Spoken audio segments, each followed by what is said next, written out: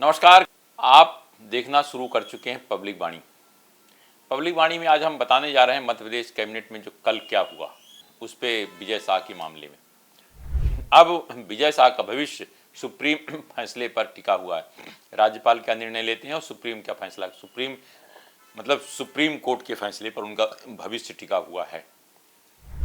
कोई जरूरी नहीं कि माननीय सुप्रीम कोर्ट कैबिनेट या के निर्णय को माने मध्य प्रदेश, लेकिन शायद मध्य प्रदेश में ऐसा पहली बार हुआ होगा कि एक कैबिनेट मंत्री के जो खिलाफ मामला था तो उनको बाहर रह के कैबिनेट बैठक में अपना पक्ष रखने के बाद बाहर आकर खड़े होकर प्रतीक्षा करते रहे ये कैबिनेट उनके मामले में क्या फैसला लेती है।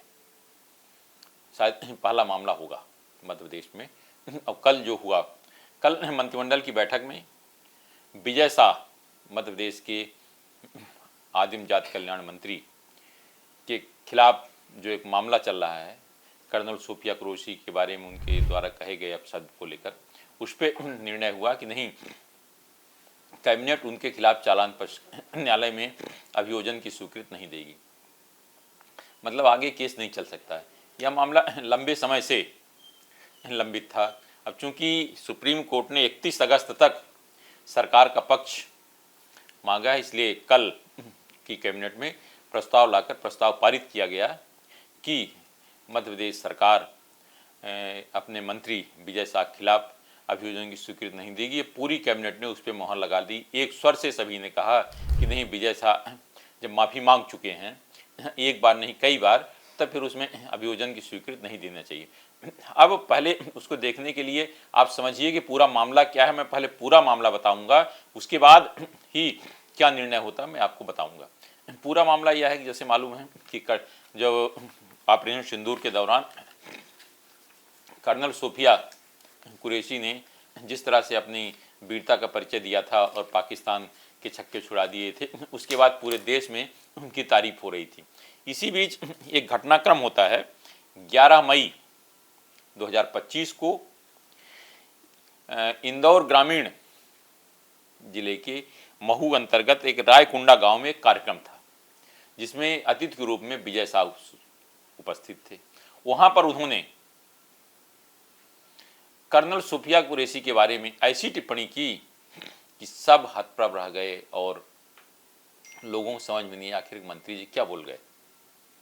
अब उस समय क्या कहा विजय शाह ने, जरा ये सुनिए। और जिन्होंने हमारी बेटियों के सिंदूर उजाड़े थे वही कटे पिटे लोगों को हमने उन्हीं की बहन भेज करके उनकी ऐसी की तेजी करवाई। एक बार मोदी जी के लिए जोरदार ताली बजाएं। उन्होंने कपड़े उतार उतार के हमारे हिंदुओं को मारा और मोदी जी ने उनकी बहन को उनकी ऐसी की तेजी करने हमारे जहाज से उनके घर आए। अब मोदी जी कपड़े तो उतार नहीं सकते थे, इसलिए उनके समाज की बहन को भेजा कि तुमने हमारी बहनों को अगर विधवा किया है तो तुम्हारे समाज की बहन आके तुम्हें नंगा करके छोड़ेगी। आपने सुना क्या कहा मध्य प्रदेश के आदिम जाति कल्याण मंत्री कुंवर विजय शाह ने। उसके बाद इस मामले में माननीय हाई कोर्ट मध्य प्रदेश ने स्वयं मामले को संज्ञान लेते हुए शिकायत प्रकरण दर्ज करने जांच के लिए निर्देश दिए। अब आनंद फानंद में जब कोर्ट ने इसमें जांच के लिए कहा, कोर्ट ने स्वयं संज्ञान लिया तो देखिए मध्य प्रदेश सरकार में लग रहा है शुरू से उनको बचाने की पक्ष में थी, क्योंकि पहली बार हुआ होगा कि FIR जो लिखी गई पहले गोलमाल करके लिखी गई मंत्री को बचाने के लिए, फिर जब जिसमें मुझे लगता है शायद पहली बार जिसके खिलाफ आप शिकायत लिख रहे हो उसके नाम के पहले श्री लिख रहे हो, इस पर जब हाई कोर्ट ने आपत्ति की तो आनंद फानंद में सही FIR लिखी गई। जब FIR सही हो गई तब विजय शाह को लगा कि नहीं, हाई कोर्ट सख्त है, कुछ भी निर्णय ले सकती है, तो उन्होंने सुप्रीम कोर्ट का दरवाजा खटखटाया। सुप्रीम कोर्ट ने सभी कार्रवाई जो हो रही थी, पुलिस की कार्रवाई हाई कोर्ट के निर्देश पर रोक लगा दिया और कहा कि SIT गठित कर इस मामले की जांच कराई जाए। और उसने साथ में ये भी कहा था कि SIT के जो सदस्य होंगे IPS अधिकारी वो मध्य प्रदेश के मूल निवासी नहीं होंगे। तो मध्य प्रदेश सरकार ने DGP के, चूँकि निर्देश DGP थे, DGP कैलाश मकवाना ने 3 आईपीएस अधिकारियों की कमेटी बना दी, जिसके अध्यक्ष बनाए गए तत्कालीन आईजी भोपाल देहात अभय सिंह।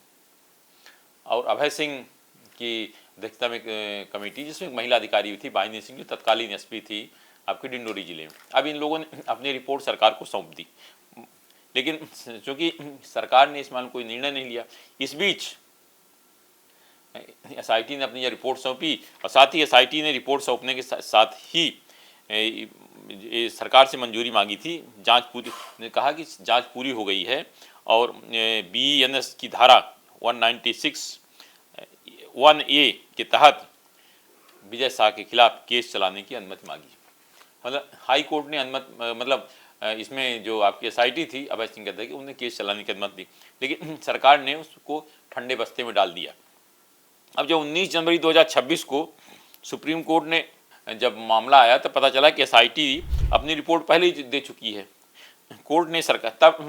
सुप्रीम कोर्ट ने सरकार से 2 सप्ताह का समय दिया और कहा कि सरकार इस पर निर्णय लेके बताएं।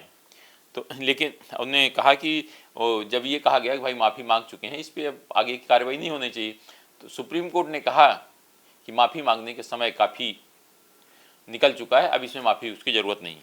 उसके बाद फिर मामला ठंडे बस्ते में आ गया। फिर मई 2026 में सुप्रीम कोर्ट ने पुराने निर्देशों का पालन कर 4 सप्ताह में अनुपालन रिपोर्ट देने को कहा, फिर भी कुछ नहीं हुआ। तब फिर 23 जुलाई को सुप्रीम कोर्ट ने के सामने जब सरकार की ओर से कोई जवाब नहीं आया तो सुप्रीम कोर्ट ने कहा कि 31 अगस्त अंतिम तिथि है, जिसके इस मामले की रिपोर्ट के साथ ही सरकार अपने क्या भी मत चलाने को रिपोर्ट पेश होनी चाहिए। अब जब सुप्रीम का सख्त रुख आया तब निश्चित रूप से हड़कंप मच गया चारों तरफ।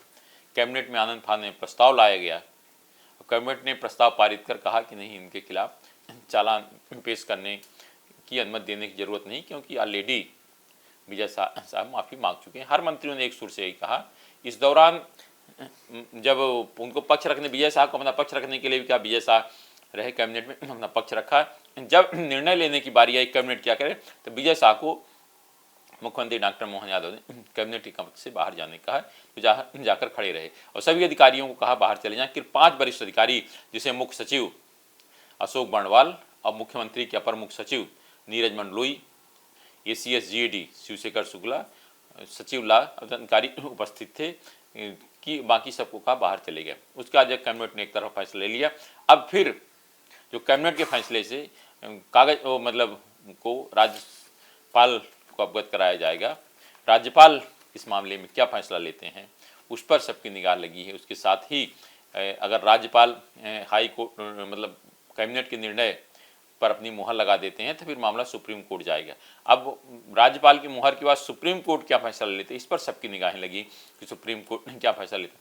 हालांकि कहा जा रहा है कि जैसा कि देश के जाने माने महाधिवक्ता और सांसद विवेक तनखा का कहना है कि इस मामले में 2003 में एक मामला हुआ था। राजेंद्र सिंह जो मध्य प्रदेश सरकार में उससे मंत्री थे, उनके खिलाफ जब चालान अभियोजन स्वीकृत का मामला आया था तो कैबिनेट ने इसी तरह उसको मना कर दिया था कि नहीं दी जा सकती, लेकिन तत्कालीन राज्यपाल ने उस पर अनुमति दे दी थी अभियोजन स्वीकृत की। तो उनका कहना था कि इसमें राज्यपाल जब एक बार निर्णय दे चुके हैं तो मुझे राज्यपाल को निर्णय उसी दे चुके हैं, तब इसमें आगे कुछ जरूरत नहीं है। देखिए विवेक तनखा ने अपना एक ट्वीट कर दिया है। देखिए जब विवेक तनखा ने ट्वीट कर क्या कहा, आपने देखा विवेक तनखा साहब ने इसमें ट्वीट करके क्या कहा।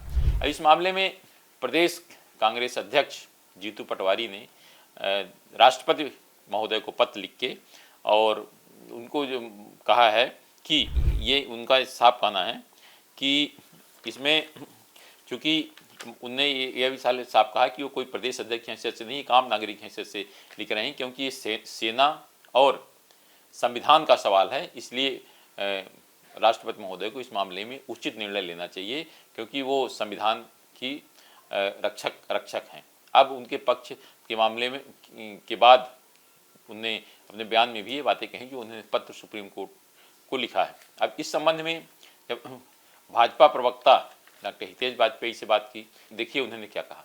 देखिए कांग्रेस को तो मुंह हिलाना है, हमको सरकार चलाना है, दोनों में अंतर है। हम कई बार इस बात को स्पष्ट कर चुके हैं कि भारतीय जनता पार्टी सेना का सम्मान करती है, और ये केवल करती नहीं है, हमने इसको अपने कर्तृत्व में भी दिखाया है। रहा सवाल विजय शाह जी का, विजय शाह जी सैकड़ों बार माफी मांग चुके हैं। वो खुद शर्मिंदा हैं, इस बात को उन्होंने अदालत में भी इस बात के लिए खेद प्रकट किया है। मामला पूरा का पूरा सुप्रीम कोर्ट में तय होना है, तो जो भी कोर्ट तय करेगा हम उसका पालन करेंगे। तो मुझे नहीं लगता है कि इस विषय में अब कुछ बाकी रह गया है। हमने भी अपना स्टैंड क्लियर रखा है, विजय शाह जी ने भी कई बार माफी मांग ली है। तो मुझे लगता है कि कहीं ना कहीं ये विषय अपने अंतिम पायदान पर पहुंच रहा है।